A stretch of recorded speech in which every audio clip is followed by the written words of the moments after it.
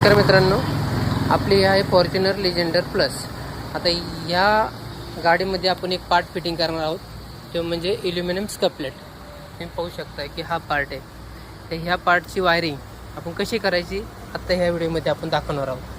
तर मागाशी व्हिडिओ जो टाकला होता तो होता राईट साईडचा. आत्ता हा व्हिडिओ आहे लेफ्ट साईडचा. तर ह्या लेफ्ट साईडच्या व्हिडिओमध्ये ही आहे हार्नेस. तुम्ही बघू शकता या हार्नेसमध्ये जी काय आपल्याला फिटिंग करायची वायर, ह्या 3 वायर, एक रेड कलरची, एक आकाशी कलरची आणि एक हिरव्या कलरची. आता ही कशी लावायची मी सांगतो तुम्हाला. आता ह्यामध्ये एक पहिलं सॉकेट आहे वरती, तुम्ही पाहू शकता. हे सॉकेट आपण काढूया.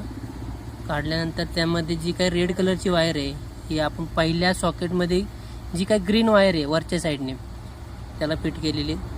जी काही थोडी आकाशी कलरची वाटते ती एक निळ्या साईडची वायर तुम्ही बघू शकताय, ती याला फिट केली. आता हे सॉकेट आपण या ठिकाणी लावून टाकू.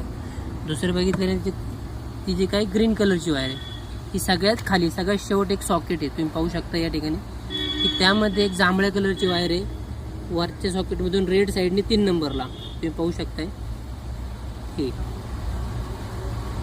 ही या ठिकाणी आपण फिट करून घेऊ. फिट करून झाल्यानंतर हा पार्ट आपण याला लावणार आहे. पाठीमागचा पार्ट आपण लावला तुम्ही बघू शकताय की ज्यावेळेस डोअर ओपन करतो त्यावेळेस वायर लाव रे ते. 1 मिनिट.